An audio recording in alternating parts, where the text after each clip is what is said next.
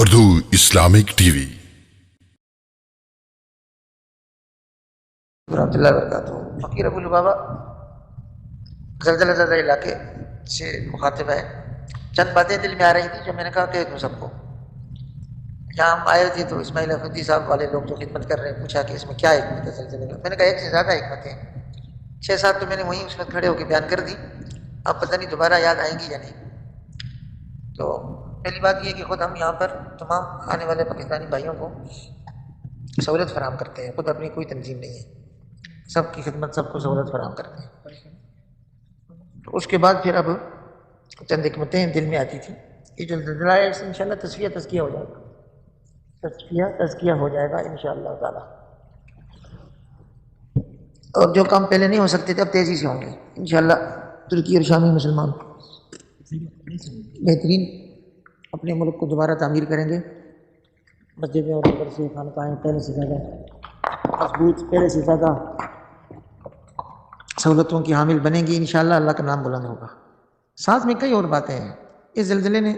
وہ کچھ کیا جو نہیں ہو سکتا تھا۔ مثلا اہم بات یہ ہے کہ پاکستان جیسا غریب ملک، قطر جیسا امیر ملک، دونوں ترکی کے ساتھ، تو یہ جو قوت ایمانی ہے یہ بہت قیمتی چیز ہے، اور اس سے زلزلے سے جو نقصان ہوا ہے اس سے 10 گنا فوائد حاصل کیے جا سکتے ہیں۔ اردگان کے مخالفین تھے جو بھی تھے، اندرونی ملک بیرون ملک پوری دنیا میں اس کو گرانا چاہتے تھے، اور بغاوت والا وار جیسے الٹا ان پر الٹ گیا، وہ ناکام ہوئی اور پہلے سے زیادہ مضبوط ہو گیا اردگان۔ تو اس طرح سے یہ زلزلے کے دوران وہ اس کو ناکام ثابت کرنا چاہتے تھے کہ اس نے کیری نہیں کی، اتنا نہیں کیا، لیکن اس نے اتنی زبردست کوشش اور محنت سے خدمت اپنی شروع کی ہے، اور قوم کو حوصلہ بھی دلا رہا ہے، صبر استقامت کی تلقین بھی کر رہا ہے کہ وار الٹ پڑ گیا ہے دشمنوں پر، اب تو یہ بلا مقابلہ جیت جائے گا، اور یہ جیسے جیتے گا انشاءاللہ تعالی۔ تو 14 مئی کو انتخاب ہونے تھے، اب اگر نہیں ہوتے، ایک سال بعد ہوتے ہیں، تو یہ تو پھر 24 جولائی کو ویسے ہی ہوگا مسند اقتدار پر۔ اگر ہو جاتے ہیں تو انشاءاللہ یہ جیت جائے گا۔ ابھی تک تو مخالفین کسی کا اعلان ہی نہیں کر سکے اس کے مقابلے میں، جب جیت جائے گا تو یہ جتنے کچھ خزانے اللہ کی طرف سے کھلیں گے یہ سارے ترکی کو پہلے سے زیادہ تعمیر کریں گے، اور یہ تو کوئی بات نہیں ہے کہ ترکی تعمیر ہو جائے گا، عالم اسلام کی ہمت پہلے سے زیادہ انتظام کیا جائے گا، اور اندرونی بیرونی جو بھی مخالفین ہیں اللہ تعالیٰ ان پر فتح عظیم عطا کرے گا۔ سب سے اہم بات یہ کہ آخرت کی فکر پیدا ہو گئی، دنیا کی فنائیت پر انسان کو یقین آ گیا، اللہ کا حکم پورا کرنا ہے، مسلمان بھائی ایک دوسرے کی مدد کریں، نیک کاموں میں تعاون کریں، اور ایک دوسرے کو اپنی صلاحیتوں سے فائدہ پہنچائیں، دست و بازو بن کر دین کے تبلیغ کے لیے محنت کریں۔ تو یہ سارے اسباق اس زلزلے میں ہوئے ہیں ماشاءاللہ سے، خاص کر پاکستانی جس طرح خود اپنا ملک بحران میں ہے، مشکل میں ہے، لیکن جس طرح انہوں نے اتنی غربت اور مشکلات کے باوجود ان کی مدد کی ہے، اپنے جا کر تاریخ رقم کر دیا ہے، اس نے تو تاریخ کا رخ پلٹ دیا ہے۔ 30 ملین ڈالر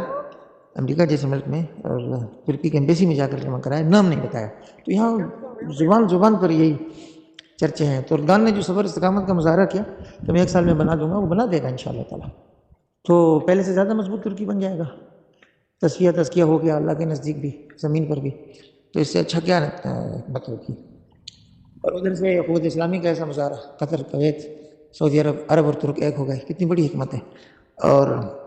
ہندی اور ترکی بھی ایک ہو گئے، کتنی بڑی حکمت ہے، سب حکمتیں ہی حکمتیں ہیں۔ اور سب سے بڑی حکمت یہ ہے کہ انسان کو یہ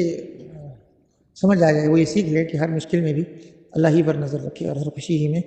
اسی ہی کا شکر ادا کرے، اس پر ہمارا یقین مضبوط ہو جائے، اور یہ سب سے بڑی حکمت ہے، حکمتوں کی ایک حکمت ہے، اس کے بعد سب مشکلیں آسان، سب بلائیں حاصل ہو جاتی ہیں انشاءاللہ تعالی۔ آج تاریخ آج 14 فروری ہے، اور دن منگل کا ہے۔ عموماً مجھے تاریخ دن یاد نہیں ہوتا، تو میں نے کہا کہ یہ بتا دوں کہ یہ تازہ ترین، اس میں زلزلے کی تصاویر اور ویڈیوز دیکھ کر جو دل انسان کا دکھ جاتا ہے، پسیج جاتا ہے، تو اس حوالے سے کچھ حکمتیں بیان کرنے کے حوالے سے یہ میں نے آج بھیجنا چاہتا تھا بھائیوں کو پیغام۔ اللہ تعالیٰ کی عزم خیر ہو، اس کو قبول فرما لے، جو شر ہو اس سے محفوظ